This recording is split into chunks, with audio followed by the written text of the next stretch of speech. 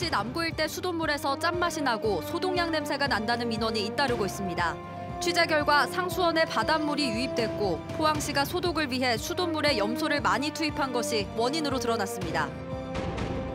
대구 경북 대다수 대학들이 정원을 채우지 못하고 있어 위기감을 느낀 대학들이 구조개혁을 단행하고 있습니다. 동국대 경주 캠퍼스에서는 4개 학과가 없어지면서 해당 학과에서 크게 반발하고 있습니다. 여러분 안녕하십니까? 포항 MBC 뉴스입니다. 최근 포항시 남구 일대 수돗물에서 짠맛이 나고 소독약 냄새가 난다는 민원이 이어지고 있습니다. 겨울 가뭄으로 형산강 취수구에 해수가 유입돼 취수원을 바꾸면서 일시적으로 발생한 일인데요. 박상환 기자가 보도합니다. 포항의 한 수족관. 지난달 중순부터 갑자기 열대어와 새우 등 물고기 수백여 마리가 폐사했습니다. 뿐만 아니라 고객들이 구입해간 물고기도 가정집에서 죽는 일이 발생했습니다. TDS 측정기로 수질을 확인해 보니 평소 150 ppm 정도의 수치가 500 넘게 치솟았습니다. 일반적으로 100에서 200 ppm은 식수로 적합하고 500 이상이면 오염된 물로 여겨집니다. 물고기도 죽고 새우들도 죽고 그러니까 계속 죽어 나가더라고 보니까요. 그래서 저희들은 이제 그동안 몰랐습니다. 몰랐다가 이제 TDS 측정기가 있어갖고 한번 혹시나 싶어서 한번 측정을 해보니까 TDS가 측정을 하니까 600 얼마가 나오더라고 보니까. 이에 대해 포항시는 극심한 가뭄으로 형산강 취수구에 바닷물이 일시적으로 유입되면서 염분이 높아졌다고 설명했습니다. 이 때문에 수질에 민감한 물고기가 죽고 남구 일대 수돗물에서 짠맛이 난 겁니다. 이에 포항시는 지난달 26일 수원지를 기존 형산강 공유수에서 안개댐으로 바꿨습니다. 가을수기를 맞아가지고 형산강 복류수를 취수하고 있는데 일부 민원 시민들께서 수돗물에서 짠내가 난다는 이런 민원이 좀 있었습니다. 짠맛이 난다는 민원이 있어서 그 물을 현지에서 복류수에서 안개댐수로 담수를 수원을 교체를 했습니다. 수원을 교체하면서 혹시 모를 미생물이나 세균을 죽이기 위해 평소보다 염소량을 조금 높였더니 이번에는 수돗물에서 락스 냄새가 난다는 민원이 이어졌습니다. 락스 냄새가 너무 많이 나가지고 제가 이상하다 생각했었거든요. 그리고 물도 좀 미끌미끌거리고요. 포항시는 소독 과정을 통해 일시적으로 냄새가 날 수도 있지만 인체에는 무해하다고 강조했습니다. 소금을 전기 분해해서 내보낸 염소를 씁니다. 염소 자체는 살균을 소독을 하는 그런 상황인데 인체에는 아주 무해하고 이용하시는 아무 문제가 없으시니까 시민들께서는 마음껏 이용하셔도 됩니다. 이번 민원들을 계기로 포항시는 향후 200억 원을 들여 고도 정수 처리 시설을 구축하겠다고 밝혔습니다. MBC 뉴스 박상환입니다. 올해 대구 경북 지역 대다수 대학들이 정원을 채우지 못했습니다. 대거 이달 사태로 위기감을 느낀 대학들은 경쟁력 강화의 골든타임을 놓치지 않기 위해 구조개혁을 단행하고 있습니다. 동국대 경주 캠퍼스는 학제 개편을, 경주대는 서라벌대와의 통합을 추진하고 있습니다. 김기영 기자가 보도합니다. 올해 포항공대와 한동대만 등록률 100%를 기록했을 뿐 대구 경북 4년제와 전문대 모두 신입생을 다 받지 못했습니다. 10년 전부터 정원 미달에 대비하자던 구호가 마침내 현실이 된 겁니다. 현 상황을 위기로 인식한 동국대 경주 캠퍼스는 노사 상생협력 선언으로 새 학기를 맞았습니다. 노조는 학사 구조 개편과 교육 혁신 등 대학 경쟁력 강화에 협력하기로 했습니다. 한국음악과 등 4개 학과를 폐과하고 사회와 지역이 필요로 하는 뷰티 메디컬 학과와 물리치료학과, 임상병리학과, 치위생학과를 신설하기로 했습니다. 해당 학과는 반발하고 있습니다. 폐과를 막아달라며 청와대 국민청원을 하는 등 진통을 겪고 있습니다. 동국대는 2014년에도 한문학과와 문화예술철학 전공, 생명과학과 등 4개 학과의 모집을 중지했지만 학생이 졸업할 때까지 학과를 유지했던 것처럼 이번에도 학습권을 끝까지 보장하겠다고 밝혔습니다. 단 한 명의 학생이라도 졸업할 때까지 그 학과가 유지되어 학습권이 보장이 되고 학생이 원한다면 학과로도 전과가 가능합니다. 경주대는 사정이 더 급합니다. 정원도 크게 줄어 701명인데 108명만 입학해 등록률이 15.4%에 불과합니다. 설립자와 구재단이 망쳐놓은 대학을 살리기 위해 전문대인 서랍을대와 통합을 서두르고 있습니다. 최근 지역사회 단체와 간담회를 갖고 하루빨리 정상화의 길을 걸어 지역사회에 공헌하겠다고 밝히기도 했습니다. 양대학의 통합을 통한 캠퍼스 매각을 통해서 1,000억 원 정도, 그리고 양대학이 가진 비교육용 자산의 매각을 통해서 500억 정도, 도합 한 1,500억 정도의 자산을 강서혁신대학을 만드는 데 투입할 예정입니다. 급격한 학령 인구 감소에다 수험생들의 수도권 대학 서로 현상으로 지방 대학들은 2중 3중으로 버거운 생존 투쟁을 벌이고 있습니다. MBC 뉴스 김기영입니다. 포항시는 1월까지 감소하던 인구가 포항사랑 주소갖기 운동과 주소 이전 지원금 효과로 다시 증가하고 있다고 밝혔습니다. 올해 1월 말 포항시 인구는 50만 2,736명이었으며 3월 3일 기준 480명이 늘어난 50만 3,216명으로 집계됐습니다. 이는 지난해 11월 인구 50만 3,139명을 넘어서는 수치로 포항시 인구가 회복세로 전환됐다는 것을 의미합니다. 시는 51만 인구 회복을 위해 신규 일자리 창출과 정주 여건 개선에 노력하겠다고 밝혔습니다. 포항 수성사격장 집단 민원 조정 기간 동안 아파치 헬기 사격 훈련 중단에 이어 해병대가 추진하던 군사시설 보호구역 지정 절차도 중단됩니다. 국민권익위원회에 따르면 해병대가 수성사격장 일대 군사시설 보호구역을 지정하기 위해 포항시에 기관 의견을 요구한 사실이 알려지며 주민들의 반발과 새로운 갈등이 야기됐습니다. 권익위는 행정 절차 진행 중단을 해병대에 요청했고 이를 받아들였습니다. 권익위는 주민대표와 국방부, 해병대의 원만하고 신속한 조정과 서로의 신뢰를 위해 조정 착수 기간 동안 사격 훈련과 행정 절차, 각종 소송 제기 등을 모두 중단할 것을 당부했습니다. 금속노조 포항지부 포스코지회와 포스코 사내하청지회가 오늘 포스코 최정호 회장과 장인화 사장, 남수희 포항제철소장을 산업안전보건법 위반과 업무상 과실치사 혐의로 대구지검 포항지청에 고발했습니다. 노조는 오늘 기자회견에서 지난달 포항제철소에서 발생한 산재 사망 사고는 작업 시 설비 운전 정지 등 기본적인 안전수칙이 지켜지지 않은 인재라고 주장했습니다. 이들은 또 사고 발생 일주일 전에도 해당 작업장에서 고장난 설비를 고치지 않아 사고가 났었다며 최 회장의 안전조치 의무 위반에 대해 철저히 조사해달라고 촉구했습니다.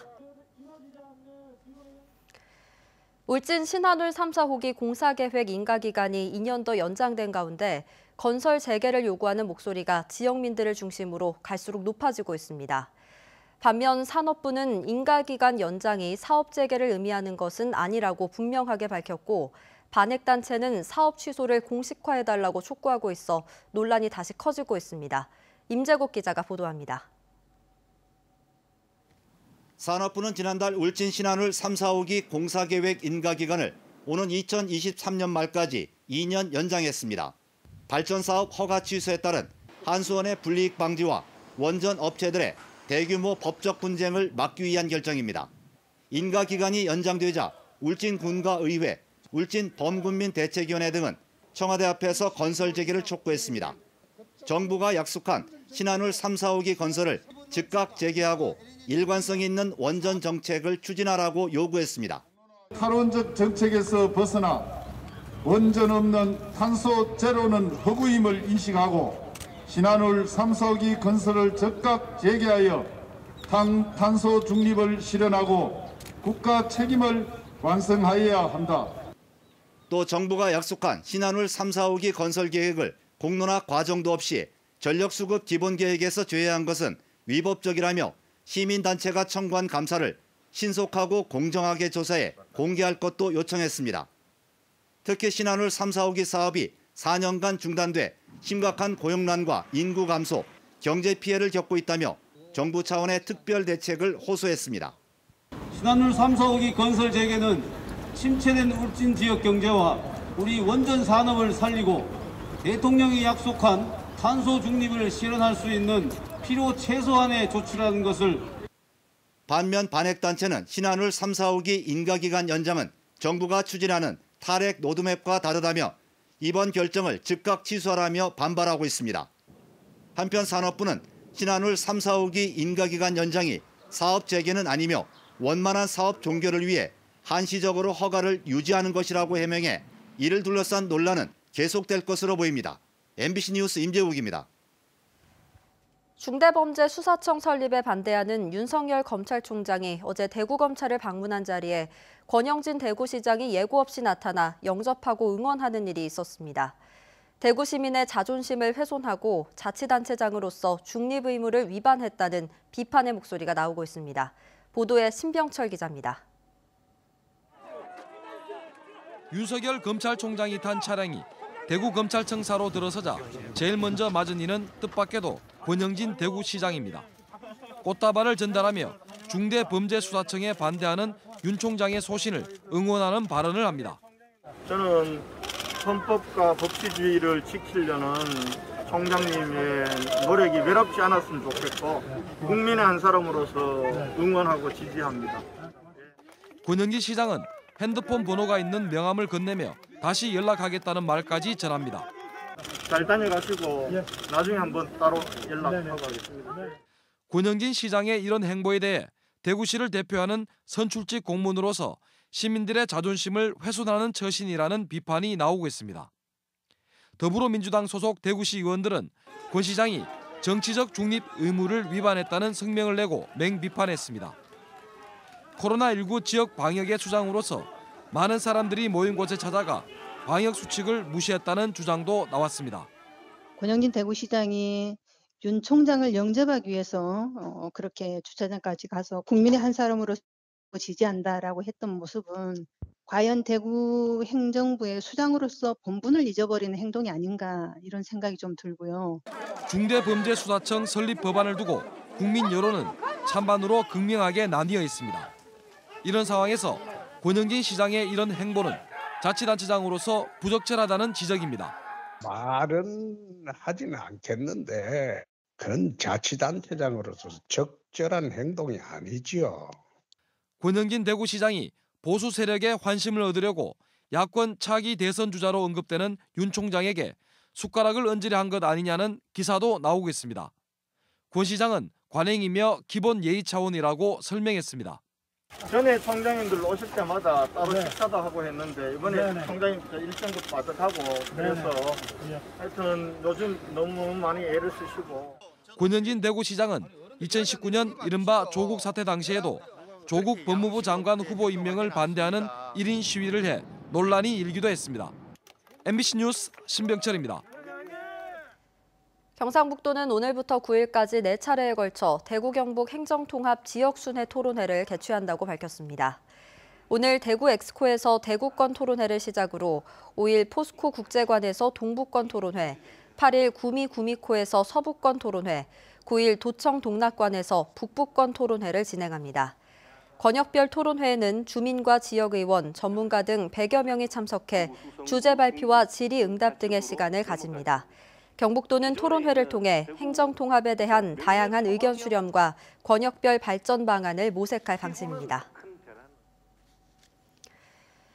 최근 경기도 지역을 중심으로 외국인 근로자들이 코로나19에 집단 감염되는 사례가 늘어나면서 경북 동해안 지역 외국인 근로자 방역에도 비상이 걸렸습니다. 경북도에 따르면 2020년 10월 기준 경북 지역 외국인 근로자는 모두 2만 6천여 명으로 경주시가 5,700명으로 가장 많고 경산시 2,600명, 포항시 2,400명 순입니다. 외국인 근로자들의 경우 숙소에서 단체로 밀집해 생활하는 경우가 많아 방역에 특히 더 취약할 수밖에 없다는 지적이 나옵니다. 포항 울릉간 대형 카페리선 사업자 선정이 또다시 잠정 보류되자 반발이 커지고 있습니다. 포항지방해양수산청은 포항 울릉간 카페리선 공모사업자인 H해운이 제기한 반려처분 집행정지 신청을 법원이 받아들여 오는 11일 사업자 선정위원회를 열기로 했지만 반려처분 취소에 대한 본안 소송이 남아있어 잠정 보류한다고 밝혔습니다. 이에 대해 H해운 측은 법원의 결정에 따라 조속하게 사업자를 선정하라고 요구했고 주민들은 2달 이상 공모 절차가 지연돼 불편이 커진다며 반발하고 있습니다. 조금 전부터 곳곳에 비가 내리기 시작했습니다. 비는 밤사이 대부분 그치겠지만 포항과 경주를 중심으로는 오전까지 이어지겠습니다. 조주경 기상캐스터입니다. 비구름이 북상하고 있습니다. 곳곳으로 빗방울이 떨어지기 시작했는데요. 차츰 경북 동해안 전 지역으로 확대되겠고요. 울릉도와 독도에는 내일 새벽 한때 빗방울이 떨어지겠습니다. 보통 내일 새벽까지는 대부분 그치겠지만 포항과 경주에서는 오전까지 이어지는 곳이 있겠습니다. 앞으로 예상되는 비의 양은 5에서 20mm 정도가 되겠습니다.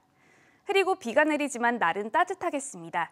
절기 경칩인 내일은 절기답게 아침 기온은 8도로 시작하겠고요. 한낮에는 16도까지 오르겠습니다. 다만 아침과 밤 꿈기는 서늘함이 감돕니다. 건강 잃지 않도록 신경 써주시기 바랍니다.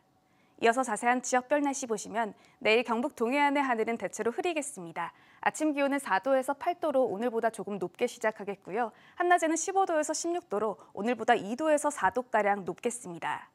울릉도와 독도도 아침까지는 흐리겠습니다. 아침 기온 울릉도 7도, 독도 9도로 시작해 한낮에는 12도에서 13도에 머물겠습니다.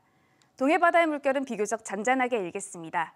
바다의 물결은 동해 중부 해상에서 최고 1.5m, 동해 남부 해상에서는 2.5m까지 일겠습니다. 내일 아침까지 이어지는 비는 토요일 또다시 눈비가 내리겠는데요. 이 눈비의 영향으로 기온은 조금 떨어지겠습니다. 날씨였습니다. 포항시의회는 오는 8일부터 제281회 임시회를 연다고 밝혔습니다. 이번 임시회에서는 포항시 통합재정 안정화기금 설치와 소상공인 지원, 양성평등 기본조례 개정 등 19건의 안건이 논의될 예정입니다. 오는 8일 본회의를 시작으로 10일에는 의원들의 시정 질문과 포항시장의 답변이 이뤄질 예정입니다.